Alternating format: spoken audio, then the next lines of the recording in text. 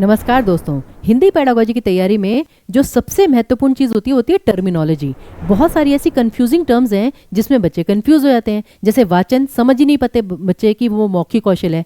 उसी प्रकार friends 3 terms होती हैं, आंतरिक भाषण, निजी भाषण और आत्म केंद्रित भाषण। बच्चे इन तीनों के बीच का डिफरेंस समझ ही नहीं पाते। तो मैं आपको बताना चाहती हूँ फ्रेंड्स, ये तीनों चीज़ें वाइगॉस्की द्वारा दी गई थी। और ये क्या है? आंतरिक भाषण।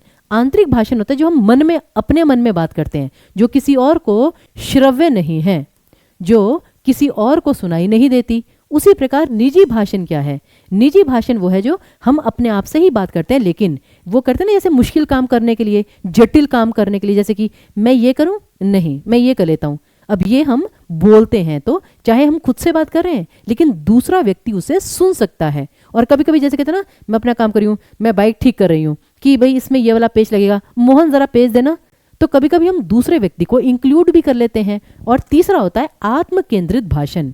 आत्म केंद्रित भाषण वो होता है कि जिसके द्वारा आप अपने ही बात पर फोकस करते हैं। अगर कोई आपसे कुछ कह भी रहा है, आप उसको कोई इंपॉर्टेंस नहीं देते, आप सिर्फ अपनी बात के पक्ष में बोलते हैं, अपनी बात को सर्वोपरि रखते हैं, यानी कि ईगो सेंट्रिक। ठीक है ना? तो वो आत्म केंद्रित भाषण होता है। और पेपर में कभी कभी आपसे कोई क्वेश्चन आता है कि जटिल कार्यों को करने के लिए किस प्रकार की भाषा महत्वपूर्ण होती है? वो निजी भाषण। तो इसलिए इन 3 टर्मिनोलॉजीज में आपको कोई कंफ्यूजन नहीं होनी चाहिए। और ऐसे ही जैसे कोड मिश्रण और कोड परिवर्तन, बहुत सारी ऐसी टर्मिनोलॉजी हैं जिन्हें आप अच्छे से समझेंगे तो टीचिंग परीक्षा आपके चैनल पर अगर आप सब्सक्राइब कर देंगे तो ऐसी टर्मिनोलॉजीज हम आपको बिल्कुल क्लियर कर देंगे। CTET में आपके हिंदी में 30 में से 30 मार्क्स अवश्य आएंगे।